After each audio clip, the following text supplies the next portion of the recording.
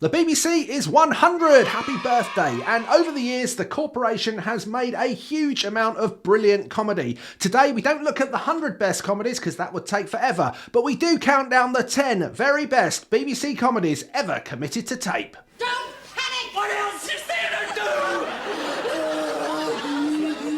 Hello and welcome to Screen OD, a channel for people who love TV, movies and streaming. My name is Tim. I'm an editor and a journalist who's been writing and talking about the media industry for more than 15 years, which might sound like quite a long time, except when we put that against the context of the BBC, the British Broadcasting Corporation, who've been going for a cool 100. And one of the best parts of the BBC has always been their comedy commissioning. And over the years, they have made shows that have become world-beating and have launched the careers of people who have gone on to become even bigger, even better than the shows that they started on. But what are the best 10 comedies that the BBC has ever made? Well, we're going to argue about this forever in the comments below, but here are my top 10, and we're going to start at the very top with Bottom. Now, there are many people who say, Tim, you can't be serious. You can't put Bottom in the top 10 best BBC comedies of all time. It's too vulgar. It's too silly. It's got too much slapstick. It's not serious enough. Well, it's meant to be a comedy. And yes, all of those charges, I believe, are true. It is all of those things, but it is also a great exploration of the human condition. It is full of satire, and it has some of the best performances that you will ever see from the late, great Rick Mayall and from Adrian Edmondson. Together, the chemistry on screen is absolutely electric. This is number 10 on the list, and it's staying there. I've just taken a sample to test. A sample? How much do you want, then? Well, a pint, of course. A pint? Have you gone raving mad? You must be joking. A pint is a perfectly normal quantity to take. You don't seriously expect me to believe that? I mean, I came in here in all good faith to help me country. I don't mind giving a reasonable amount, but a pint? That's very nearly an armful. Dark, depressing and deliciously cynical, Hancock's Half Hour was Galton and Simpson's masterpiece, which brought Tony Hancock to the fore in a kind of hyper-real version of himself, perhaps something that would be done again in the modern age in comedy time and time again. This is some of the most influential comedy that has ever been made and featured some of the great actors of the 1950s and the 1960s in brilliant comedic roles around him, including the likes of Bill Kerr, Hattie Jacques, Kenneth Williams and Sid James, to name but a few. This is comedy that would shape comedy for generations to come. And if you haven't seen it, go and watch it all. Go and listen to it all. It will change everything. The great thing about The Good Life is that it's a funny concept before you even start. Go to Surbiton. Take a man who's having a bit of a midlife crisis and wants to live off the land with his wife. They live next door to very conservative neighbours, but you add to that a brilliant script, fantastic characterisation, and some of the best comedy actors who have ever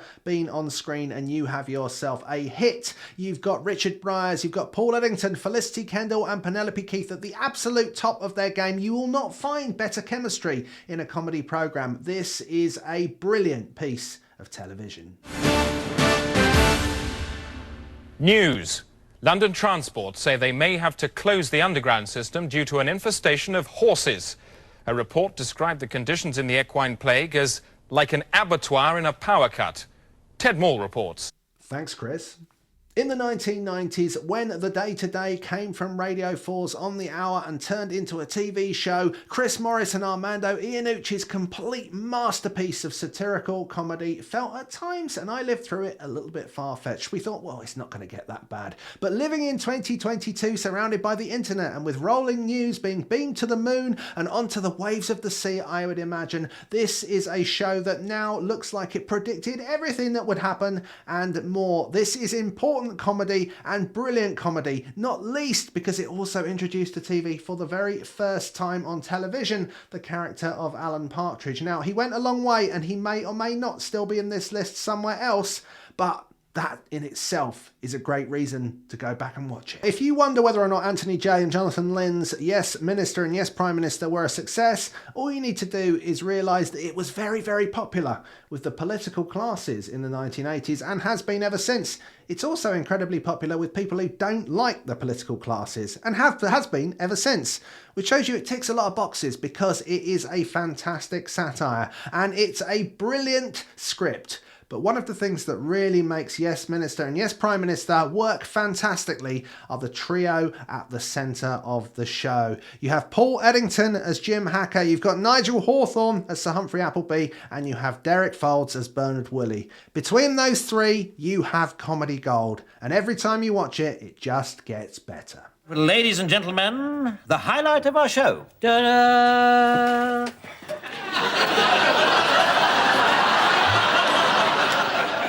I feel fantastic. Gorgeous Georgina. Running for 4 series across 1984 to 1989, all in different time periods, but all of them starring Rowan Atkinson as Edmund Blackadder. This is one of the quintessentially British comedy series. It's got fantastic writing talent behind it in the shape of Richard Curtis and Ben Elton, and it's got brilliant on-screen talent in the shape of course, Rowan Atkinson. You've got Tony Robinson as Baldrick. You have people like Stephen Fry and Hugh Laurie, even Rick Mayall, Miranda Richardson. Everyone who is anyone is in this show. And this is a programme that is full of wordplay, full of silliness, full of farce. And if you haven't seen it all, go and watch it all. And if you have seen it all, go and watch it again. Ask around comedy circles in any time since the 1970s, what is one of your biggest comedy influences? I don't think there'd be any show that is mentioned more often than Fawlty Towers. The absolute masterpiece created by John Cleese and Connie Booth is a story for the ages. This is class comedy. This is farce comedy. This is fantastic physical wordplay and every other form of comedy. There's only 12 episodes, but everyone knows them like the back of their hands, and you can watch them again and again and again, and you just keep loving it.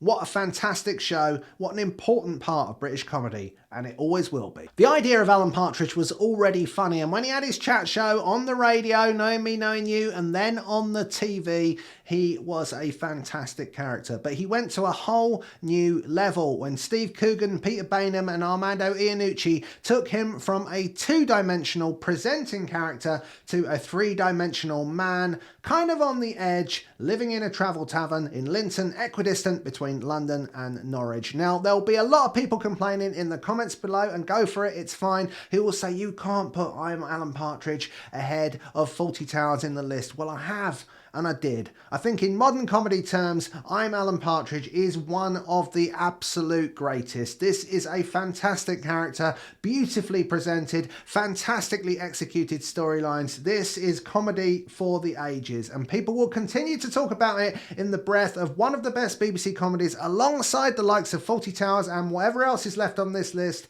for a long time to come. Now, everyone knows that situation comedy isn't really about the situation. It's about the characters, and it's about caring about the characters. And the thing that the late, great John Sullivan, the creator and writer of Only Fools and Horses, knew and got perfectly right with this series was that he needed to make characters that the nation would care about. And in Del Boy and Rodney Trotter, he took characters that people took to their hearts and carried with them throughout their lives. As they grew up, we grew up. And as Only Fools and Horses' story came to an end, and one day perhaps there'll be millionaires or even trillionaires, we saw one of the greatest BBC comedies ever unfold, with tens of millions of people watching what happened to these people. Right, we are so nearly there. Have you guessed what number 1 is going to be? Before I reveal it, just a quick reminder to hit that like button if you're enjoying what you see, and don't forget to subscribe to Screen OD for all the best content direct to your feed. Right, this is number 1. Are you ready? I worried a little bit about having The Office as number 1 because I thought people might moan and say, oh, it's too modern. And then I realised actually I'm quite old now and it's not that modern at all. It was 20 years ago that The Office first broadcast on BBC Two. It didn't have amazing ratings or a hugely amazing reception when it first came out, but the BBC stuck with it. It became a word-of-mouth hit, and now it is one of the biggest comedy exports ever from Britain. David Brent at the centre of this show is a character that is a household name. Steve Stephen Merchant and Ricky Gervais's mockumentary has been remade all over the world, not least in America, where the NBC series ran for about 1 trillion series with Steve Carell at the front of it and was fantastic. This is a show that changed modern comedy. This is a show that kind of rewrote the rules of the way things were being done at the time. This is a fantastic piece of television. Almost everyone who's been in it has gone on to do even bigger and better things. This is a show that deserves its spot on number 1, luckily, because it's there. That's it, we got there. That's the top 10 best comedies from the BBC, according to me. Now, if you've got different ideas, if you think there are things missing, please leave them in the comments below. Don't forget to like and subscribe, and we'll see you again for lots more Screen OD videos very soon.